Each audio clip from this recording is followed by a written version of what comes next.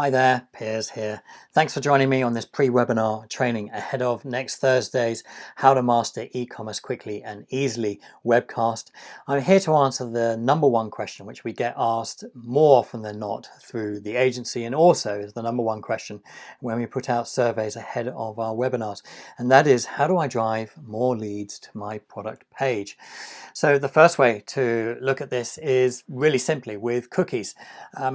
Every visitor is leaving a breadcrumb trail, and with this information you can retarget people on Facebook, Instagram and Google AdWords. But you've got to be aware that cookies are not perfect. They can be blocked. People clear their history quite a lot these days. So if you are going to use this technique, be especially aware that you've got to use it fairly quickly and use it within a number of days, or maybe no longer than a week. And also the other thing is you've got to be GDPR compliant, so you've got to make sure that you have a privacy policy in place and ensure that all the prospects that are coming to your site understand how information is collected on them and how you're actually using it. So social media is a great lead generation tool. People that follow you are just a couple of clicks away from a sale, which is so different from a traditional sale, which would involve getting into a car, going to the shops, buying whatever you wanted to do, getting back in the car, coming back home. These days, you can just do it so quickly online. And you have the ability to send people straight to your store. It's a really wonderful piece of modern technology that you can check out the entire inventory of a store with just a tap of a few buttons, and all the information is at your fingertips, and it allows you to really build a powerful online brand, which is absolutely key, and it's what we're all working towards. So a few ideas on how to stir a bit of a buzz about your product. You want to be tweeting all the time, you want to be having nice pictures on Instagram, and you want to be regularly posting. And when I mean regularly posting, at least once a day, to really get that message across. And if you're considering using video to promote your business or your product, think about using video, especially as an ad. And to give you some advice, the typical ad length that Facebook recommends when you are doing a video ad is around 10 to 15 seconds. This is an ideal time, according to the algorithms, of when people are scrolling through their newsfeed, that they will spend 10 or 15 seconds dedicating their time to looking at this. Now, the other thing is webinar product demos, but make sure that the webinar is going to be useful for the viewer and they're going to get something out of it. But again, if you've got a stunning, pioneering or progressive product that you want to show off, using a webinar to really put that out there could be a fantastic way to create more of a buzz and interest about your brand and your product. And think about obviously using competitions. Everybody wants to win something, and I think that people believe that depending on who's running the competition, there's a higher chance of them winning. So think about pushing that out to your followers, and again, you can create more of a buzz and you can capture more leads that way as well. And obviously it's going to grow your followers, and growing followers and having a strong following content behind your page is really paramount.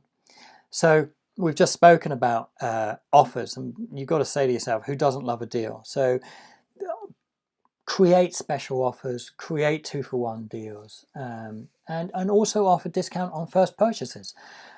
If someone hasn't shopped with you before, it's really important to make sure that you make them feel like they're welcome, they have a really positive experience, because at the end of the day, this is only part of the funnel process. After they've actually bought your product, you want them to go away and talk about how great their experience is, how wonderful your product is, and really start pushing that on social media, because what you want for these particular guys is to take a first purchaser and turn them into eventually a brand ambassador. Now, with email marketing, it's still the most effective format, and it's been around for a long time, and The reason it's so effective is because of the way you can collect email data these days. And I'm not talking about spamming people's inboxes. I'm talking about creating an offer or giving the prospect some information which they would find useful, and they probably will click to go onto a landing page or your website, and they will give you your email address in exchange for that information, or to receive a discount or another offer that you might be promoting. Now the thing is that when they sign up for email, they are more likely to open it in their inbox, as high as 80% more likely compared to regular email. And also it's not going to end up in their spam. So it's a really great way for grabbing the customer's attention. And if you are thinking about using email marketing, consider using an email automation software such as ActiveCampaign, which I use, but there's also HubSpot and Infusionsoft and quite a few others. But those three are the kind of big players on the market. Now, SEO, search engine optimization, is quite a scary thing for quite a lot of people. But I think there's a lot of mystery of SEO. And talking from personal experience, I've spent thousands of pounds with SEO outsourcing this. And really, it is just down to being dedicated and understanding a few techniques about how to get on top of your SEO. And if you are using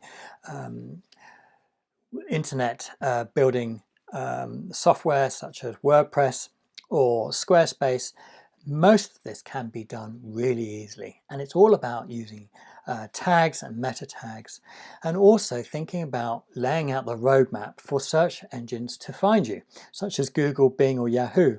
Now, believe it or not, when we work with clients, we find that quite a few people don't actually have schema installed onto their website. And this is essentially like the GPS system for search engines. Without schema, Google's going to find it that much harder to find your website and to find the sort of things that you are putting up on your website. And when we're looking at tagging and meta tags and all that sort of thing, you've got to make sure that your product images are all labeled correctly, because when you normally update or upload a product image, the chances are it's going to have a name with various numbers or letters, and you really want to rename it and make sure that it's a really clear product name. And the same goes with any other information you're putting up, such as blog posts as well. So I hope you found those few tips useful. I'm looking forward to seeing everyone on the live webcast, which is Thursday, the 21st of June. It's happening at 11 a.m. and I recommend you log in at least 10 minutes early, as places are limited. Thanks very much for joining me now, and I look forward to seeing you a little bit later in the week.